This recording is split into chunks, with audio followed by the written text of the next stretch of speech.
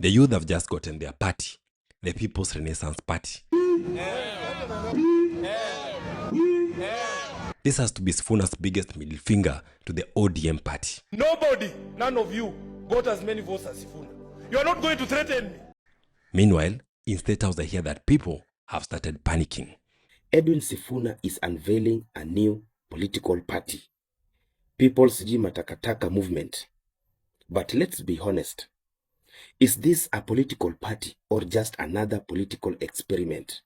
Let's talk about it. If you love this kind of content, go ahead and like this video and subscribe. Now let's get to the video. The Registrar of Political Parties, John Cox, Lorena Cole, has issued a certificate to the People's Renaissance Party PM, making it the 93rd registered party. Today, People's Renaissance Party got its certificate, officially registered. For months, young Kenyans have begged for a party that they can call their own. Not ODM, not UDA. Their party. The party's leadership says it is a youthful party-driven movement, particularly targeting Gen Z, and aims to champion change against poor leadership currently being witnessed. And they have pushed for one name to lead it, Edwin Sifuna. The problem is, Sifuna is already the ODM SG. So if he quits ODM today, you know what happens? He loses his seats. He has to go back to a by-election. So, for the sake of not going back to the ballot, he stays in ODM as the SG, at least publicly. But privately, some things have started moving. So, who is your party leader? I do not think I'm allowed to answer that at the moment. You don't know your party leader? I know, but I choose not to answer. Why? Party leader ODM is Oburu Oginga. So is party leader PRM, People Renaissance Movement. Now the time will come that will disclose that. The time has not yet. We have to link this party to someone. And there has been signals. One of them is Babu Owino being asked about ODM and asking, what ODM? He says that he belongs to Linda Mwananchi. The party that I represent is Linda Mwananchi, and it is talking now. I don't know which other party you are talking about. ODM. My brother, we are in Linda Mwananchi. That is how you exit a party. You see, everyone knows that ODM has a problem. It looks like a party that was already bought by William Ruto. It looks like a party that is on its deathbed. So, leaving it actually makes sense. Now, look at the new party, People's Renaissance Party.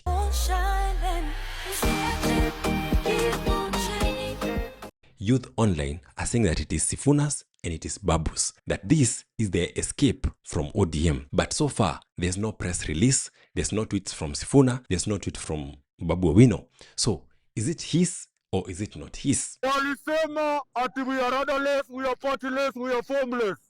Tunaambia kwamba kesho, Gen Z tuko na chama, tunachama. There has been many clues that would lead us to believe that Edwin Sifuna owns this party. One of them is when he appeared on The Explainer by Yvonne Okwara. Yvonne asked him a very simple question. Do you know of a party called People's Renaissance Party? He froze. A real pause. Then he said no. He doesn't know anything about it. Sifuna, have you ever heard of something called the People's Renaissance Movement? No. Okay. What about it?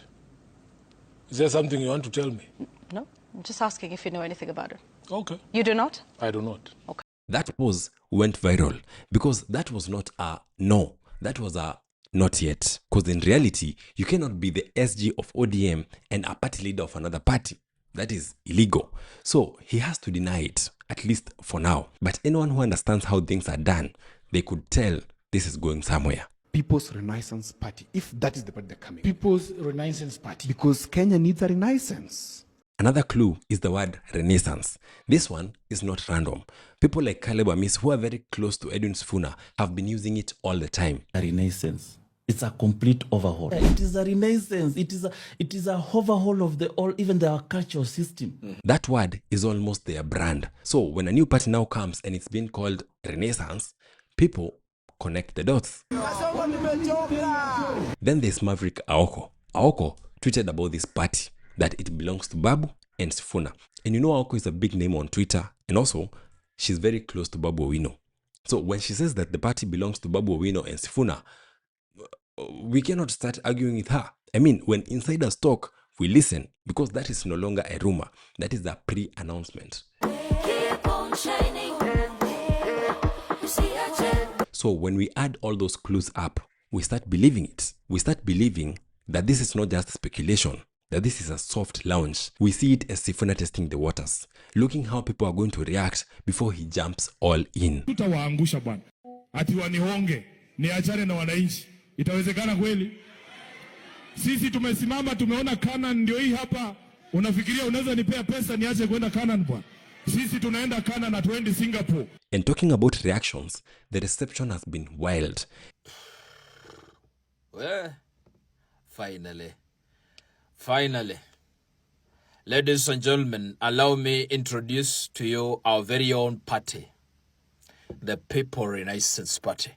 Youth are making videos congratulating Sifuna, calling it the best move, saying that this is now our party, that this is something that we can get behind.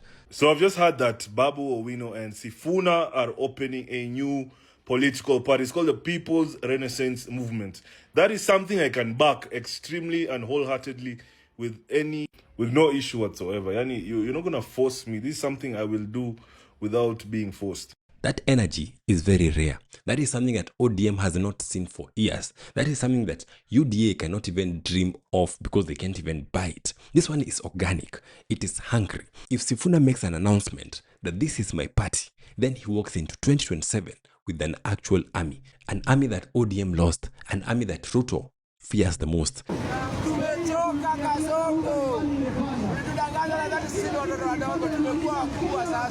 Because these are the same youths that filled the streets in 2024. Now they have a ballot option. So the obvious question would be, what is the State House thinking?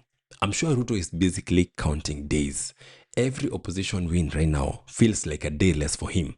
This is a big win, and I'm 100% sure that he is already panicking. People's Matakataka movement. First, ODM is already split. Sifuna is now leaving. He takes Nairobi Youth. He takes Babu Owino. He takes the noise. ODM basically becomes an old people's retirement home. That this hemorrhage you are seeing, where key members like Sifuna, Orengo, Ososi, Gisairo, all these people, when they move out, you cannot ignore the fact that they are going to weaken your strength as a political party. And you know Ruto's plan was actually very simple. Buy ODM, leave youths without the party. Because ODM was the closest thing that youths could believe. Na ODM inasema inasimama na vijana, leo ndio wameita vijana, kudanganya vijana. Sahi wataingizwa box. So he wanted to remove ODM so that people can either believe in UDA or they can just stay home, do not go and vote. But then, now there's a new party, and this one ruins everything. The solution is People's Renaissance Movement. Renaissance means rebirth. The name alone is a campaign. It says, we start over. That is the sort of a message that defeats an incumbent. Mimi najua Kenya hii, it cannot afford another 5 years of William Ruto. It cannot afford another year of William Ruto. Hii vita yote unasikia nikipigwa ndani ya chama cha ODM ni kwa sababu moja tu. Nimesema Ruto one term. So, yes, the State House is watching. And yes, they are panicking because the clock just got louder.